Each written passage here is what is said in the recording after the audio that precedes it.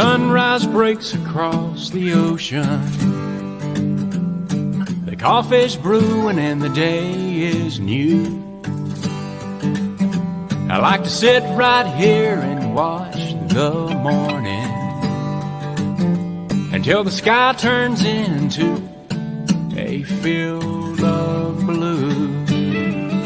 What I need is a little downtime in the right place, in the right space. It's gonna take me at least a week to clear my mind. Yeah, I'm gonna need a little downtime.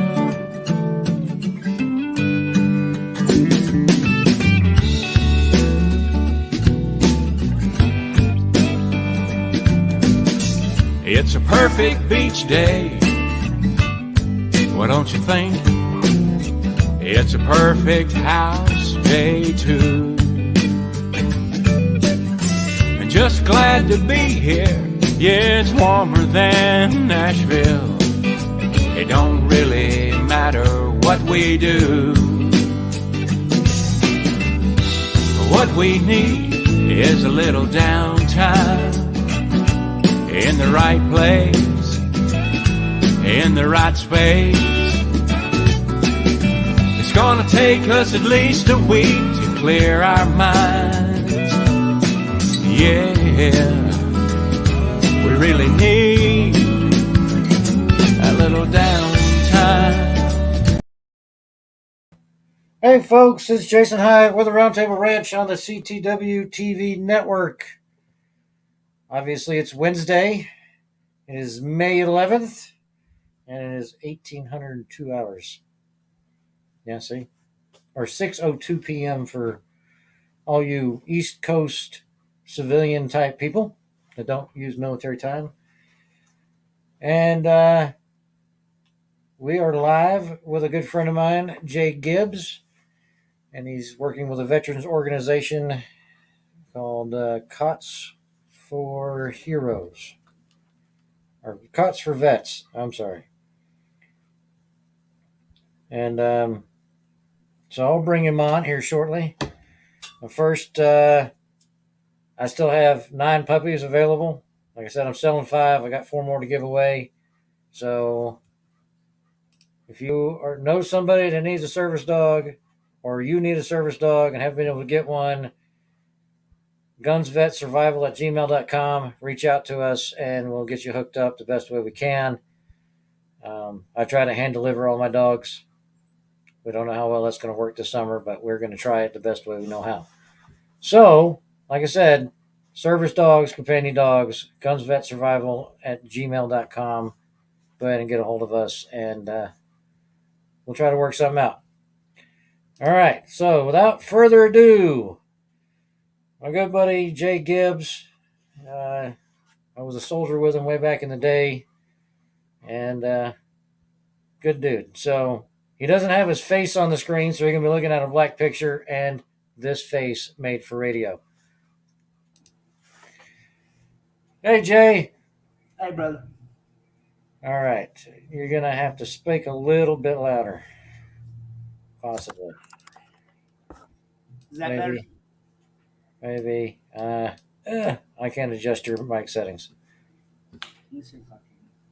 So, most people can hear you, though.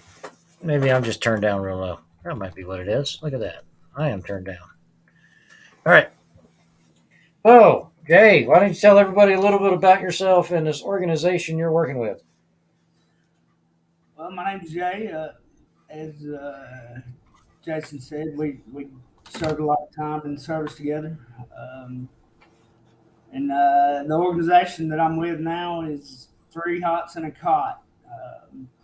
We're a organization formed by veterans for veterans in the Birmingham, Alabama area to help curb the homeless epidemic of veterans in the United States. Have you heard of Saving Forgotten Warriors by any chance? I don't believe I have. All right, because they're another organization out of Birmingham, Alabama area that's actually building houses for homeless vets. Really? Um, Let so me that might be somebody grab, you want to link up with. yeah, I'm gonna grab a pen real quick.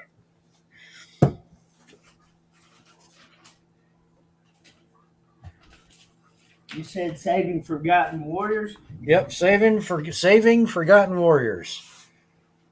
I met the guys at Jeep Beach like 3 years ago, and we've talked back and forth a few times, try to get some things going back and forth, but things have never worked out. So Uh-huh. We're really we've been operating for about 12 years. We've stayed local in the Birmingham area, and it's really a great organization. We do a lot for that, take them to and from doctor's appointments, helping them get their HUD vouchers and getting into places, helping them get jobs, and the ones that can't, helping them get their service connection as best we can. You know how hard that is. yeah, the VA screws that up more often than not. And even after you got it, they'll screw you up. So you got to keep fighting them. So trying not to get on the VA topic today. They are not my friends right now. Yeah, it it is a topic. It's a topic all by itself. Yeah. Yeah. So how'd you get linked up with them? I'll be honest with you. You know, after leaving the service, I went to worked for the Savannah Police Department for a few years, and lost myself. Just really went crazy for a while, and didn't know how to find myself.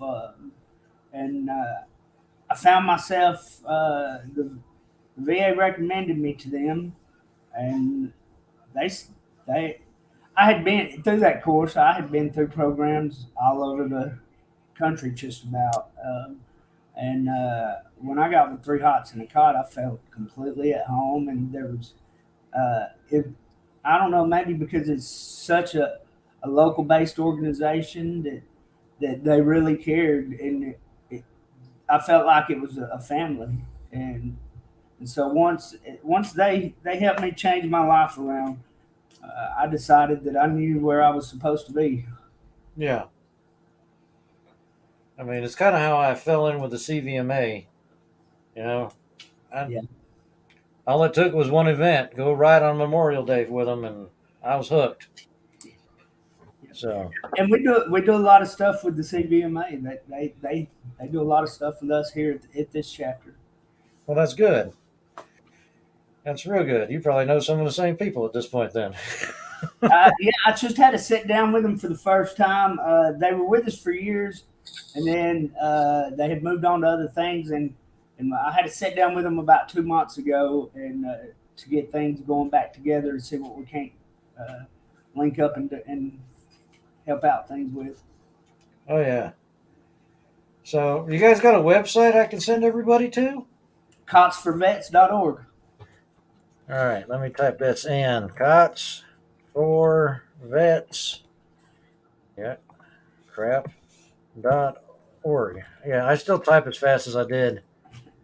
Back when computers became a thing when we were both active duty. Yeah. Yeah, and we're on Facebook. We're on Instagram. Um, all you got, if you just Google Three Hots in a Cot, you'll find us everywhere. Yeah, I mean the name is interesting, and all by itself, I mean, three hots in a cot. That's usually what we say when somebody's getting arrested. Yeah. The way we started out's an amazing story. We had a couple of Navy veterans that were in the trucking industry up in Indiana somewhere, I believe, and they would talk on their lunch breaks and like, well, what can we do? So one day they quit their jobs, moved down. They asked the VA. They said, "Where is the biggest need?" And the VA said, "Birmingham, Alabama." They quit their jobs, moved down here, didn't know anyone, got the first house up and running, and went from there. And it was it, it was a battle for several years for them. But man, they have. It's really, as I said, not always. I tell everyone that I've been to programs all over the country pretty much, and Three Hots and a Cot is the best one I've ever seen, and they just grabbed a hold of my heart immediately. They got you where you needed to be. So, like me, when I retired, I had a hard time finding my purpose. And you, when you got out, it seems like you had a hard time finding your purpose. That's exactly right. And then you found them and you found your purpose. Mine is obviously the dogs, the ranch that I do, and, you know, riding with the CVMA, just seeing where I can help out. But it's always been trying to give back to other veterans and try to help them out. Because obviously, I've been pretty fortunate in having some resources since I retired, and not everybody is. So,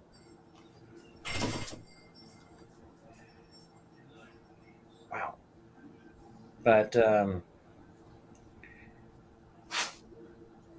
yeah, because I look at it. When I retired, I was lost, but I wasn't so far gone I couldn't find myself again. But it took a while for me to get to the point where I knew what I was supposed to be doing. So, and I can thank my wife for that now. She's kind of like guided me in the right direction by giving me the leeway to try to do certain things. So, and there's always that. Yeah. So cotsforvets.org, Three Hots and a Cot. And your primary mission is finding housing opportunities for homeless vets. Helping them get their housing, helping them get helping them get work or get their doctor's appointments met, and get their service connection if they need it. That's the big thing is we are our statement is kind of we're a nonprofit organization formed by veterans for veterans, and we started for our original mission is to curb the homelessness pandemic, but the we do everything. If there's a veteran that comes to us that uh, needs a driver's license, then I'll drive them to the driver's license office and spend the day with them to help them. And if they need the proper documentation to get the driver's license, we'll help them get their birth certificates, their social security. There's nothing that we really don't do. If it's in the best interest of helping a veteran get his life back together, then that's what we're doing. I mean, I hate to say, but it's really sad that us veterans have to take it upon ourselves to help other veterans where there's an organization out there paid by the government that's supposed to be doing all of this. It kind of strikes me as sad. But I think that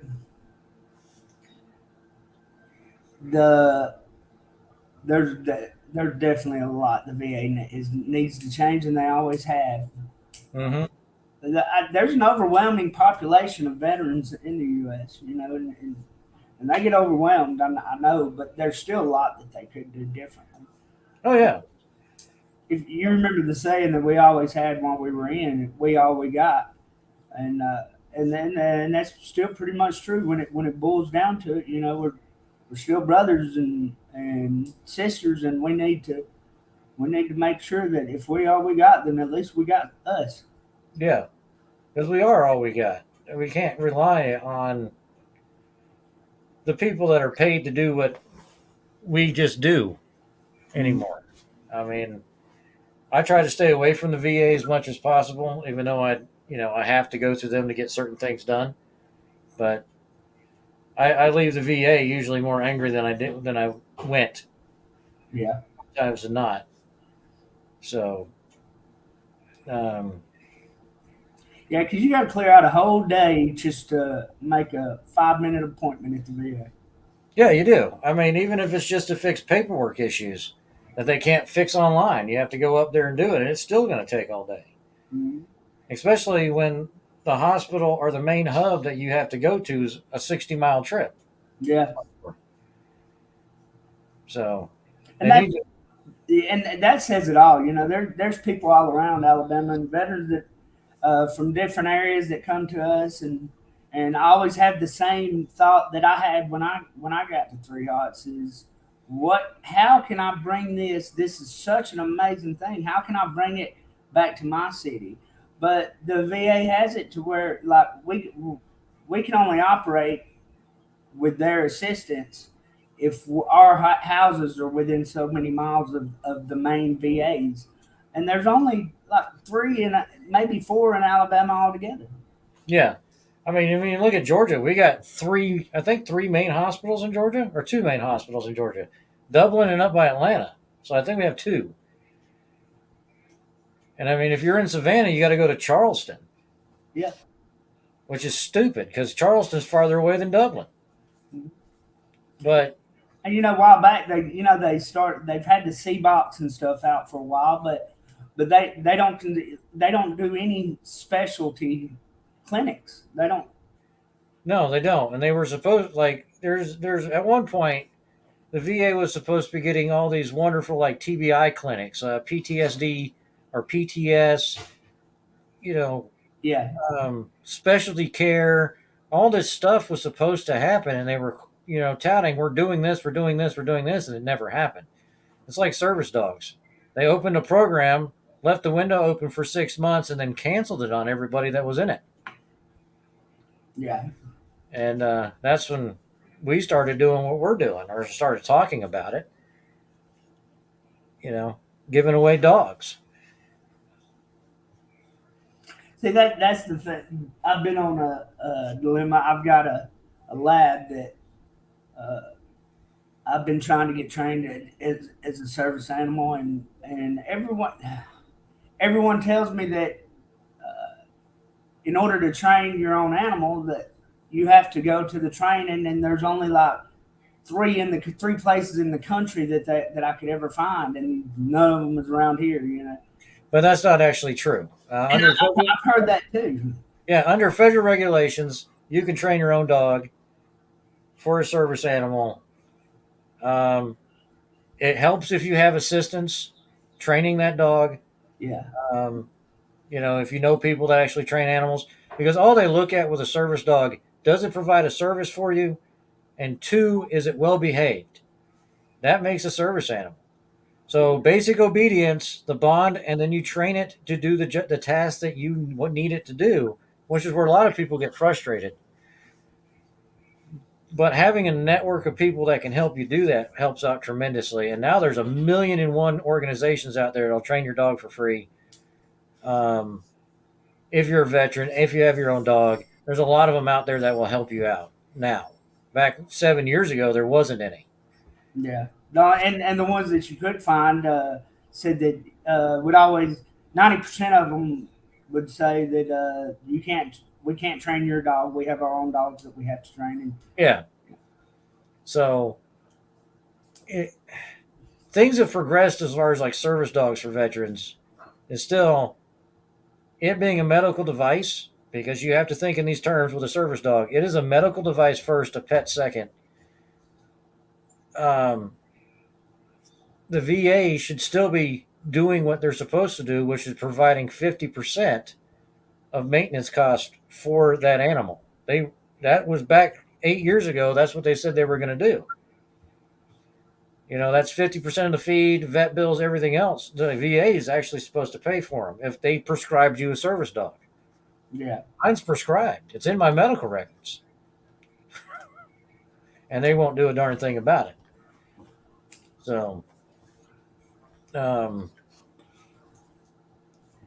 we'll take the dogs, we'll train them basic obedience, and then we'll help the handlers find a trainer in their area that'll help them train them the rest of the way. And that's all I can do. Yeah. I can't create a bond between a person and a dog. That's a No. dog. Yeah. That's something that's got to be built. Because that's the worst thing about all these dogs that get trained and given to veterans. There's Yeah. no bond. The Yeah. bond is what keeps us alive. Hmm. And So, that is the whole reason behind having the service animal. yep. So, like I said, this is why we do what we do, is because we couldn't get the things done for me that needed to be done. And yes, chasing wolf, it's always lip service from the VA. So it's one of those things. Um, that's why your organization that you're working with is probably doing very well, because it's probably all people that the VA failed at one point or another. Yeah. And what sucks is you got to put them back through the system for the VA to get done what you got to get done. In some cases, if you're getting their service connected, looked at, or anything like that, you've got to go back to the VA. Oh yeah. Well, I mean, we provide 3 different bus transports per day, every weekday to and from the VA, and we have a van, an 8-passenger van, and we have a bus. And a lot of days we have to use the bus just because there's so many that have to go to the VA every day to try to get their stuff done. Yeah. Do you go to like the homeless encampments and pick people up, or how do you guys do that? We started out doing that. Now we're all over the internet and in the area, and we have outreaches all the time. And actually, we the VA, and that is something that they got better about with this is if you go to the Birmingham VA and tell them that, hey, no matter what the case may be, whether it be because of divorce or addiction or mental illness, no matter what it is, if you go up to the Birmingham VA and you tell them, hey, I'm homeless, then they'll send you to us. Nice. See, that's a good working relationship with your local VA hospital that a lot of organizations don't get. So I got that says something, at least for the Birmingham VA, that they're doing that. Mhm. But and it's great. But again, as I say, we're, it's only here in Birmingham. Out of the whole state of Alabama, if if you live 2.5 hours away, in order to get this, you have to go if you're homeless, you it's hard enough. You have to find yourself to the Birmingham VA, and before you can get this help. And but I get people all the time that contact me.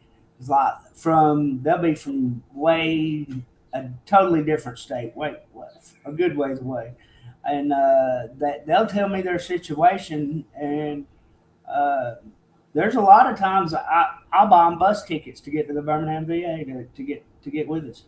Yeah. I mean, do they see it expanding, more states, or they're trying to stick in Birmingham? Well, it can expand, but what we're going to stay in Birmingham probably just because it's with there's I mean we they've been doing great here, and there's a big need for it. But we get people all the time that say, "Hey, I want to start this up. What do I need to do?" And Yeah. we help them all the way through, tell them everything that they need to do.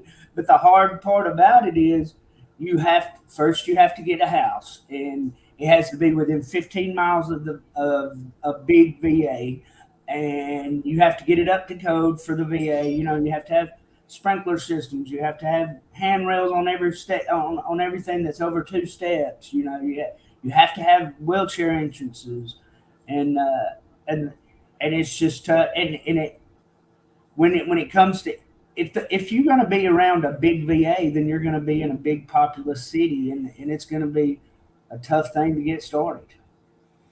I mean, Dublin's not a big city. Yeah, Dublin's not bad. Dublin would be a great place I mean, we already have the horse ranch out there, Warriors Ranch, which wasn't available when you were going through there.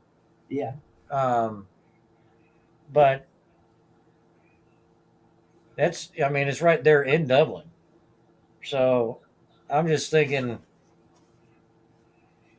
well, I don't know. That'd be a major undertaking for somebody to start up. So It is, but it can be done, and as our founders had showed that it could be done, and really took it to great lengths. oh yeah, yeah. But you gotta have money to start something like that. Oh yeah, yeah. It's I said they quit their job and moved down here and got a house and started it, and um, for the and it's a nonprofit, but you still have to make a living. Yeah, And for 5 years, they lived in the house as basically house managers, and never received a dime to help. Like they were living off of what they could as they were helping anyone else. yeah. I And mean that that's tough to go 5 years without a single paycheck or anything. And that you got to be dedicated to what your mission is. for sure. I mean, it's not like I've got an income, even though I don't work, right? From the VA and Social Security and all that stuff. Mhm. But that wouldn't be near enough to do anything like this. So it's enough for us to jump in the truck and drive to Arkansas and pick up somebody that needs help. Yeah. But it really isn't. Heck, right now with fuel being $5 a gallon, not really.